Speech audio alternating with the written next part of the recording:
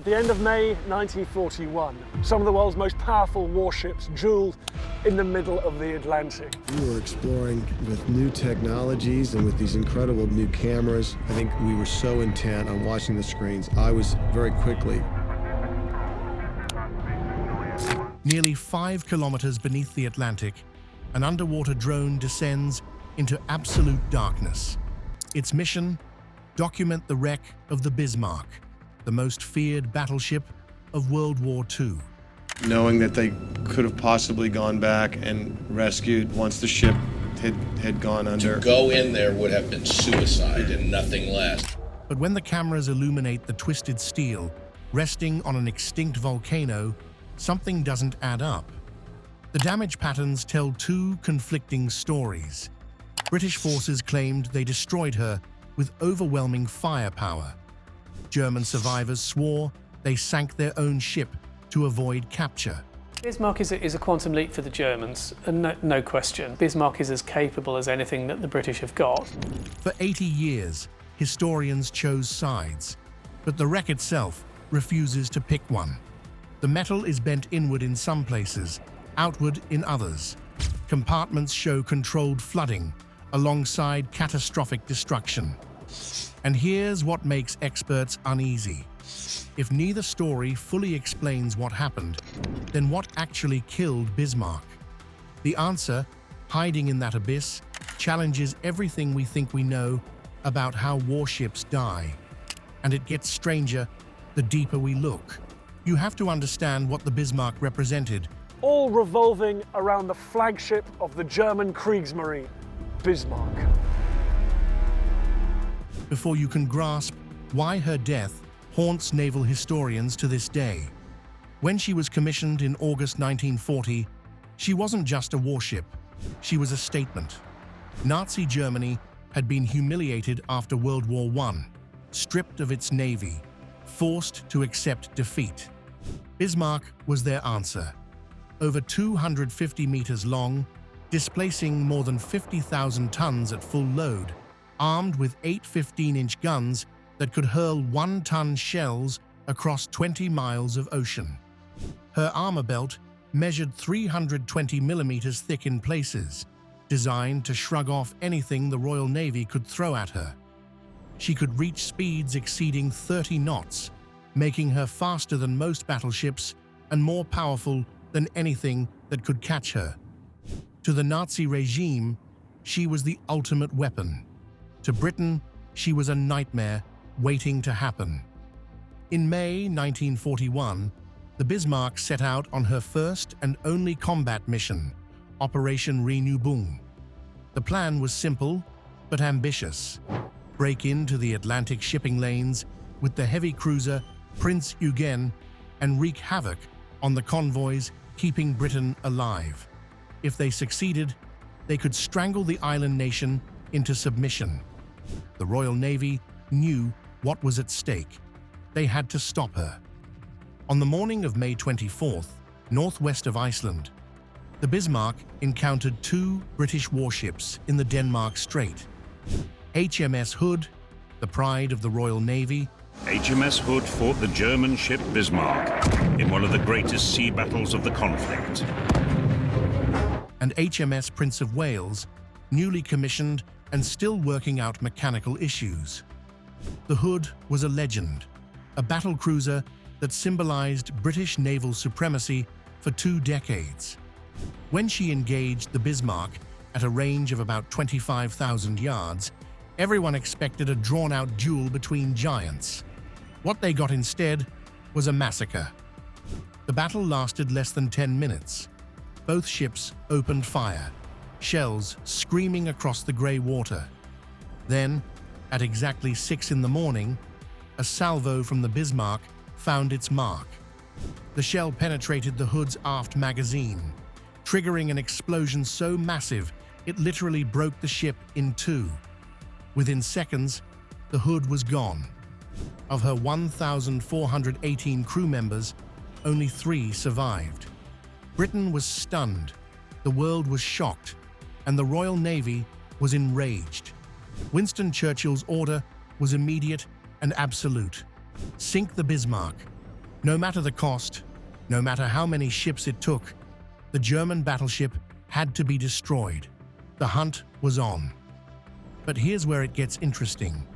The Bismarck didn't escape unscathed. During the battle, Prince of Wales managed to land several hits, one of which ruptured a fuel tank in the bow. The damage wasn't catastrophic, but it was enough. The Bismarck began leaking oil. Her maximum speed dropped to around 28 knots, and Admiral Günther Lutyens made a fateful decision. Instead of continuing the raid, they would head for the French port of Saint-Nazaire for repairs. The mission was over. Now, it was about survival. What followed was one of the most dramatic naval pursuits in history. The Royal Navy threw everything they had into the hunt. Battleships, cruisers, destroyers, aircraft carriers. Ships converged from all directions, determined to avenge the Hood. The Bismarck tried to shake them off, using evasive maneuvers and radio silence to disappear into the vastness of the Atlantic. For a brief moment, it worked. British forces lost track of her, frantically searching the ocean for any sign of the German battleship. Then, on May 26th, a Catalina flying boat spotted her 690 nautical miles west of Brest. The Royal Navy had found her again, and this time they wouldn't let her slip away. That evening, in deteriorating weather, Swordfish biplane torpedo bombers from HMS Ark Royal launched an attack. These were obsolete aircraft, slow and vulnerable, attacking one of the most heavily defended warships afloat.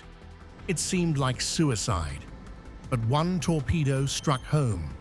It hit the Bismarck's stern, jamming her rudder at a 12-degree angle. The damage was catastrophic in a way that had nothing to do with casualties or flooding. The Bismarck could no longer steer. She was locked in a slow circle, unable to maneuver, unable to escape. A ship that fast, that powerful, that feared, was now helpless. Throughout the night, British destroyers harassed her with gunfire and torpedoes, preventing any attempts at repair. By dawn on May 27th, the end was inevitable. At 8:47 in the morning, the battleships HMS Rodney and HMS King George V, along with heavy cruisers Norfolk and Dorsetshire, closed in.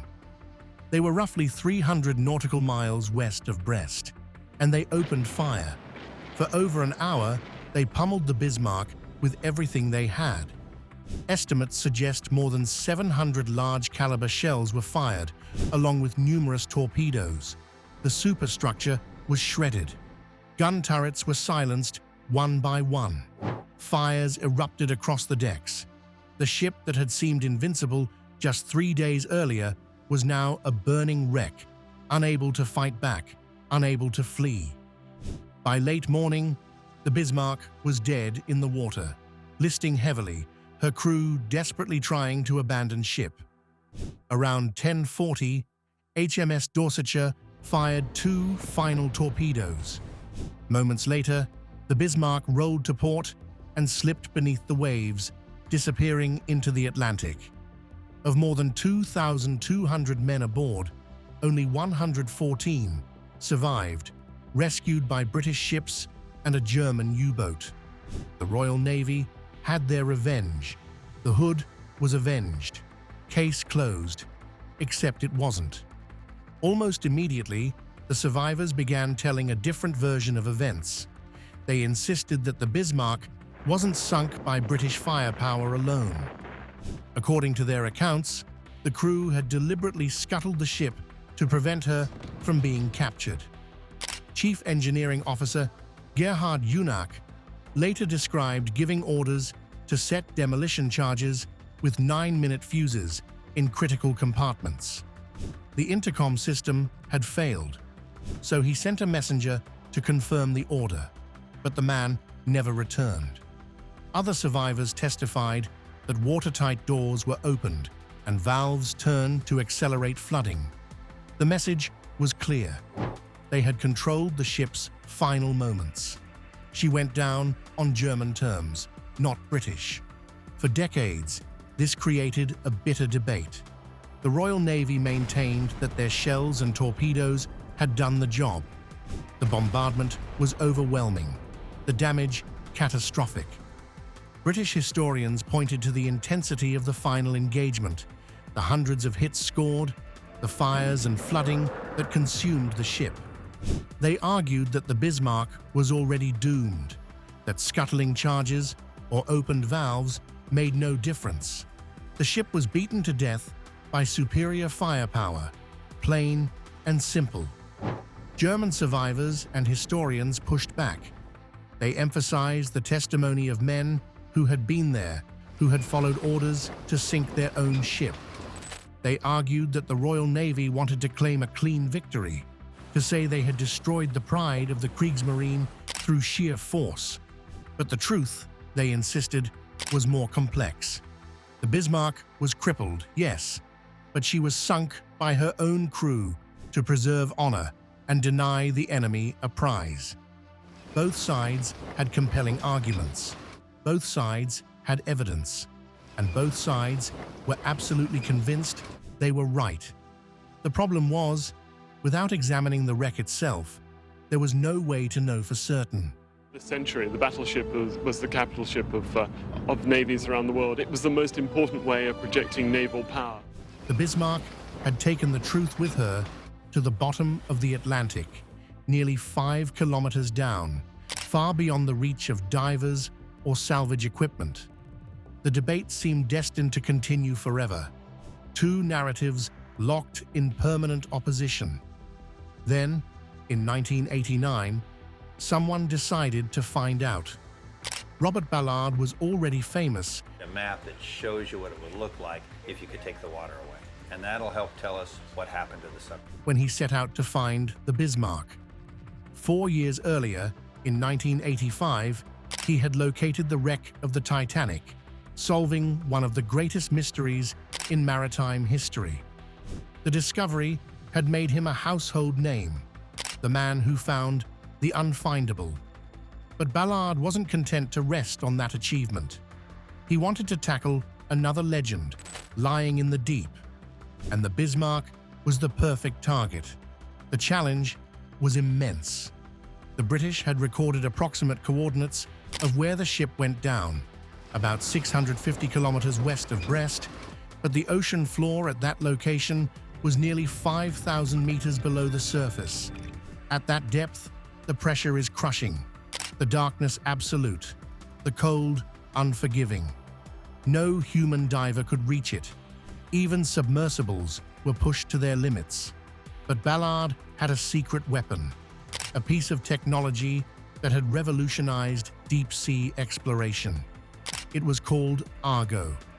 Argo was essentially a robotic camera sled, towed behind a research vessel on a fiber optic cable. Equipped with high-resolution video cameras, still cameras, and powerful lights, it could hover about 50 meters above the seafloor, sending live images back to the surface. Ballard had perfected this technique during the Titanic search, systematically sweeping the ocean floor in grid patterns until debris appeared. The same approach would work for the Bismarck. Whatever the case, there is going to be a lot of debris on the seabed because, she suffered a catastrophic... Assuming they were searching the right area. For days, the research ship Nadir towed Argo back and forth across the search zone. The monitors showed nothing but mud, rock, and emptiness. Then, on June 8, 1989, something changed. The cameras picked up scattered debris, twisted metal fragments lying on the sea floor. Moments later, the unmistakable shape of a massive hull appeared. The Bismarck had been found. She was resting at a depth of 4,791 meters, almost exactly where the British coordinates had predicted. But her condition was shocking. The ship was sitting upright on the keel, bow pointed slightly upward along the slope of an extinct undersea volcano. The overall structure was largely intact. This wasn't a shattered wreck scattered across the seabed. This was a battleship, recognizable, imposing, almost serene in its resting place. The stern section had torn away, trailing debris down the volcanic slope for hundreds of meters, but the main hull was whole. Ballard's team used the submersible Alvin to get closer, capturing detailed images and video. What they saw raised more questions than it answered. The superstructure was heavily damaged, riddled with shell holes, twisted and charred from the final battle. Gun turrets had been ripped from their mountings, likely torn free by their own weight during the plunge to the bottom. The upper decks showed clear evidence of the bombardment, exactly what you'd expect from a ship that had been pounded by hundreds of shells. But here's what didn't make sense.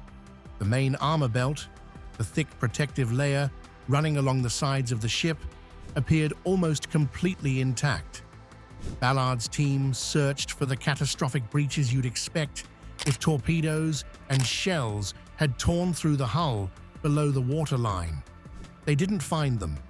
There were holes above the armor belt, certainly, damage that would have caused flooding in the upper compartments. But the vital areas, the machinery spaces, the magazines, the heart of the ship, those sections showed no signs of penetration. Ballard concluded that the Bismarck's armor had done its job. It had protected the ship from catastrophic damage even under the heaviest bombardment, which meant that the final sinking couldn't have been caused by battle damage alone. The scuttling charges and opened valves must have played a critical role. Without deliberate flooding from within, the Bismarck might have stayed afloat for hours, possibly even long enough for a German U-boat to arrive. The survivors, it seemed, had been telling the truth. But wait, there's more to this story. In 2001, another expedition returned to the Bismarck, this time with even better technology. Advanced remotely operated vehicles equipped with high-definition cameras and sonar mapping systems allowed researchers to examine the wreck in unprecedented detail. The team, led by marine archaeologist William Mearns, set out to create a comprehensive map of the debris field and reassess the damage. What they found complicated Ballard's conclusions. Yes, the main armor belt was largely intact. Yes, the upper decks were shredded. But when they examined the stern section and the debris trail more carefully, they noticed something Ballard had missed. Many of the large gashes and tears in the hull appeared to have been caused not during the battle, but after the ship sank. The Bismarck had struck the seafloor while still moving, then slid down the slope of the undersea volcano. The grinding, scraping descent had twisted the hull, torn away plating, and scattered debris across hundreds of meters. Damage that looked like it might have come from torpedoes was actually caused by impact with the bottom. This made it much harder to determine what had happened during the battle itself. How much of the visible damage was inflicted by British weapons? How much was caused by the stress of sinking? How much came from hitting the seabed? The lines were blurred. The evidence was murkier than anyone had realized. Then, in 2002, filmmaker James Cameron entered the picture. Cameron brought Russian MIR submersibles and cutting-edge imaging technology to the site, and for the first time, cameras entered the interior of the Bismarck. What they filmed was haunting. Passageways twisted and collapsed, decks compressed by 3 to 4 meters, crushed by the forces of sinking and impact. Control rooms filled with debris, structural failure visible throughout the ship. But Cameron's team also confirmed something critical. They counted approximately 719 large-caliber shells fired at the Bismarck during the final engagement. And of those hundreds of shells, they could only confirm 2 full penetrations of the 320mm main armor belt. 2 out of hundreds. Most of the damage was concentrated above the belt, in the superstructure, the decks, the gun positions. Deadly, yes. Crippling, absolutely. But not enough to sink a ship that well-armored through flooding alone.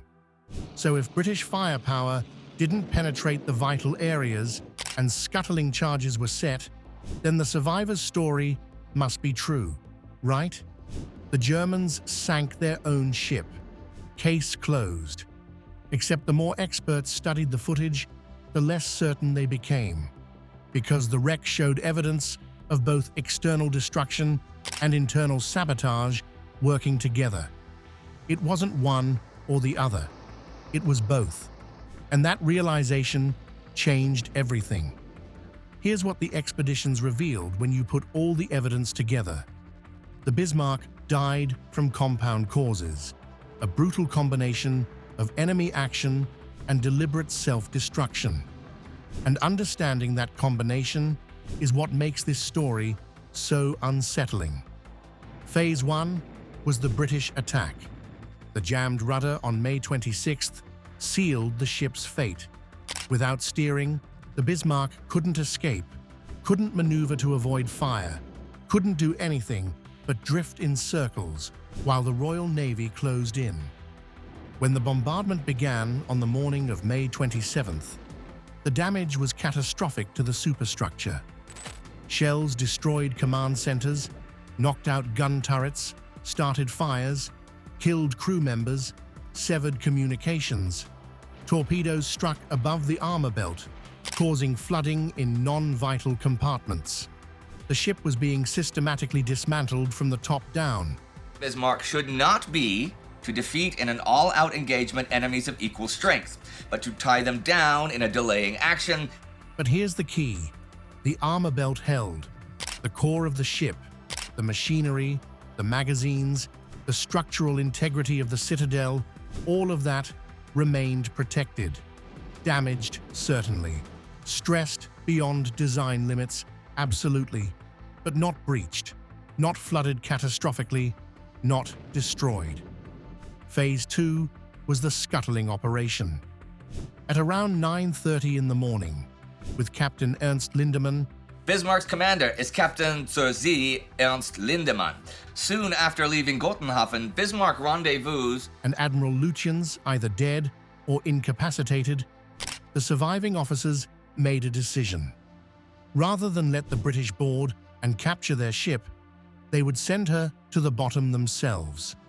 Demolition charges were set. Valves were opened. Watertight doors were unsealed. The deliberate flooding began. Now, here's where it gets complicated. The scuttling measures absolutely hastened the sinking. Opening valves and doors allowed water to spread more rapidly through the ship, overwhelming compartments that might otherwise have remained sealed. The demolition charges, if they detonated successfully, would have created additional breaches. But the ship was already doomed. The battle damage had been too severe, the fires too widespread, the structural stress too great. Even without scuttling, the Bismarck would have sunk eventually. The question is when. Some historians estimate she might have stayed afloat for several more hours without the scuttling operation. Others think the difference was minutes, not hours. But everyone agrees on one thing. The combination of battle damage weakening the ship and deliberate flooding accelerating the process created a death that was both violent and controlled. The Bismarck was beaten by her enemies and finished by her crew.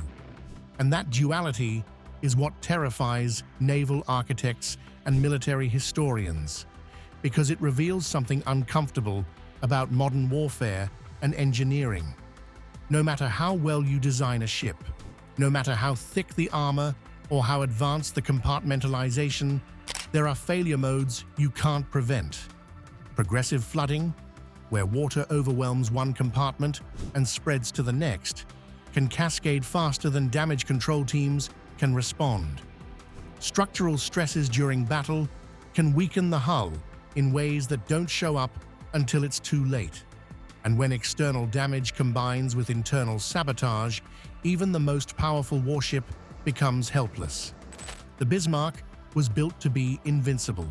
Bismarck's loudspeakers, where he finally reveals the full details of their mission to the crew. She was designed to withstand the heaviest punishment the Royal Navy could deliver. And in many ways, she did. Her armor worked exactly as intended, but she still sank. Not because of a single decisive blow, not because of one critical mistake, but because of a convergence of forces that no single safeguard could stop. Battle damage plus scuttling, plus structural stress, plus progressive flooding equals a death that no one fully controlled. That's the lesson written in the steel, resting on the ocean floor. That's what makes experts uneasy when they review the footage, because if it happened to the Bismarck, it could happen to any warship, no matter how advanced. The equation of destruction is never simple, and the truth is rarely as clean as either side wants it to be. Today, the Bismarck rests where she fell, 4,791 meters below the surface of the North Atlantic. Germany has declared the site a war grave, protected under international law. No salvage operations are permitted. No artifacts can be recovered. The more than 2,000 sailors who went down with the ship remain entombed in the steel hull, and the wreck itself is their memorial. Every expedition since 1989 has operated under strict guidelines. Look, but don't touch. Document, but don't disturb. The underwater drones and submersibles that visit the site glide over the hull like ghosts, their cameras capturing images, but their manipulator arms forbidden from reaching out. It's a balance between the pursuit of knowledge and the respect owed to the dead. And it's a reminder that some mysteries carry weight beyond mere historical curiosity. The expeditions have given us answers, but they've also given us more questions. We know now that both the British and German accounts contain truth. We know that the sinking was neither purely a military victory nor entirely an act of defiance. We know that the Bismarck died from compound causes that challenge our understanding of how warships fail under stress. But we still don't know everything. The exact sequence of events in those final minutes remains unclear. We don't know precisely which charges detonated or which valves were opened. We don't know how much difference the scuttling operation actually made. The wreck whispers its secrets, but it doesn't shout them. And perhaps that's how it should be. The Bismarck has become more than just a historical curiosity or an engineering case study. Bismarck really is the most powerful naval vessel ever built by the German nation. She's a symbol of the limits of human ambition, a reminder that even our most impressive creations are fragile when tested by fate and physics. The ocean claimed her 80 years ago, and the ocean keeps her still, preserved in the cold and the dark, a monument to power and its price. The underwater drones will return. Technology will improve. Future expeditions will capture even more detailed images, scan the hull with even greater precision, maybe even solve some of the remaining mysteries. But the Bismarck herself will remain where she is, upright on that volcanic slope, silent and imposing, guarding the truth of her final moments. And that truth, as uncomfortable as it is, refuses to fit neatly into either narrative. She wasn't simply destroyed by her enemies. She wasn't simply scuttled by her crew. She was both and neither, and something more complex than our neat categories can contain. The wreck terrifies experts because it challenges certainty, because it reveals how little control we really have when steel meets water and violence meets pride. Bismarck died the way she lived, powerful, legendary, and ultimately impossible to fully understand. The drones have shown us what happened, but they can't tell us what it means? That's a question we're still trying to answer. 4,791 meters above the wreck, staring at images of twisted metal and trying to make sense of history's most complicated sinking.